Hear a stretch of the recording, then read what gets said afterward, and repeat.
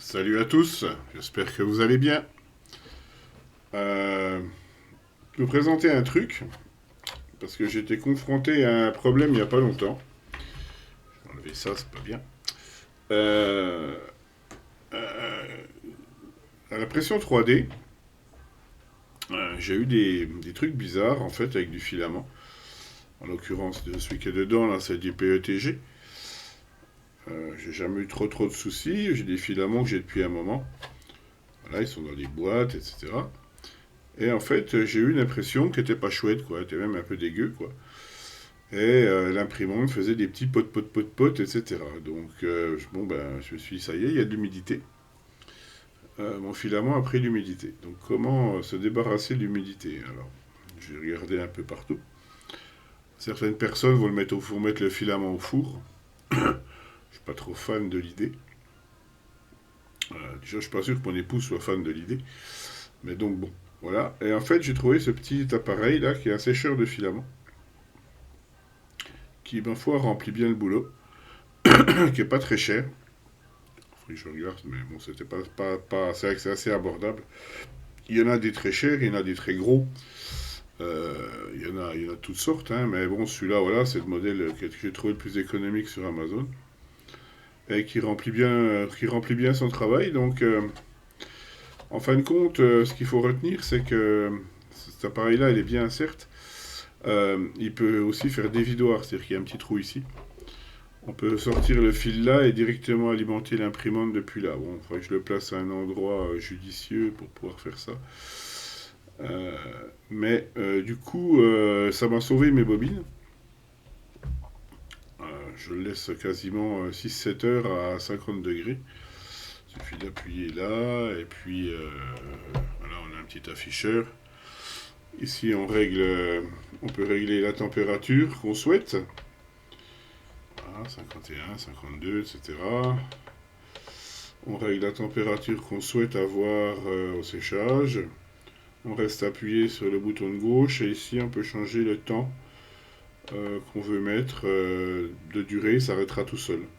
On reste appuyé, hop, et il revient en mode affichage. Bon, c'est simple, hein. C'est simple, mais c'est suffisant, pas besoin de plus. Du coup, il y a un petit ventilo dedans, ça chauffe, une petite résistance. Et puis, ça va mettre l'intérieur du boîtier à 50 degrés, ce qu'on a défini. Et ça va en fait enlever l'humidité de la bobine parce qu'on ne se rend pas compte, mais les filaments ils se chargent pas mal en humidité. Et du coup, on a vite fait d'avoir des impressions qui sont pas terribles, quoi, hein. On a vite fait d'avoir des impressions un peu dégueu. Et on se demande pourquoi, et on bricole l'imprimante, etc., etc. Et cetera. Et en fait, c'est juste le filament, quoi. Bien souvent, quoi. Hormis les problèmes de bus bouchés, je vous en passe diverses sortes et variées. Sur mon imprimante, moi j'ai une tête Sprite Creality que j'ai depuis déjà quelques années, hein, déjà un moment. Hein. J'ai changé les bus déjà un petit peu.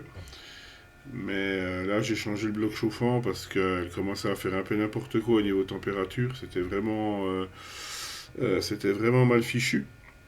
Ça oscillait beaucoup. Hein. Je prenais 10-15 degrés de variable sans raison après avoir posé ma température. Donc j'ai changé le bloc chauffant et puis la petite CTN qui est dedans, et tout est rentré dans l'ordre, quoi. Ne pas oublier de refaire ses PID après pour calibrer.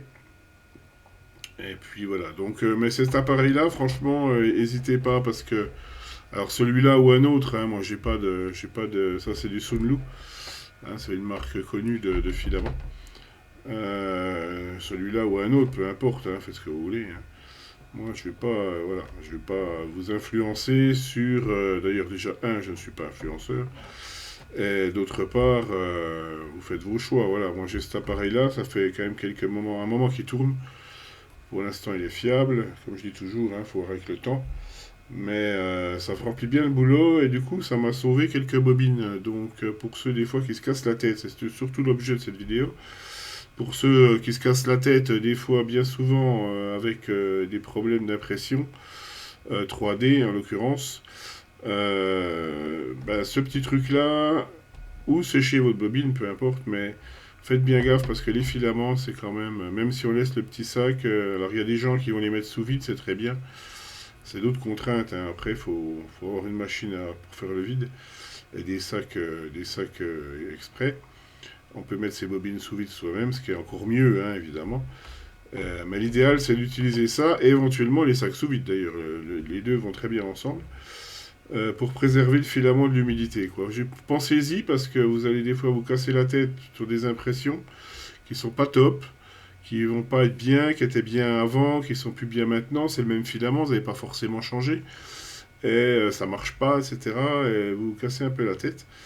Et des fois, c'est juste ça, en fin de compte, le filament. Mais moi, j'ai eu des filaments qui étaient vraiment mouillés. Et, alors, bon, entre guillemets, hein, mais qui étaient humides. Et vraiment, ça me faisait vraiment pas beau, quoi. La finition est pas belle. Ça fait des petits points un petit peu partout sur l'impression, etc. Et il y a un petit bruit caractéristique. On entend ces petits plops dans la buse, en fin de compte, qui vaporisent l'eau quand ça monte en température. Donc, c'est vraiment à ce point-là. Alors, c'est pas humide chez moi, hein, je surveille l'hygrométrie assez régulièrement. Mais bon, malgré tout, voilà, je pense que c'est des éponges à flotte. Donc voilà, si vous cherchez une solution pour sauver vos filaments que vous avez depuis un moment, et c'est pas toujours facile, et ben ce petit truc-là, en fin de compte, c'est pas cher. Ça fait le boulot, vous le laissez 6 heures dedans, là, à 50 degrés, et vous allez retrouver votre filament en parfaitement fonctionnel, quoi. J'ai testé dans les deux cas et ça marche, quoi. Donc voilà, pas de souci. Allez, amusez-vous bien, imprimez bien. Bye bye.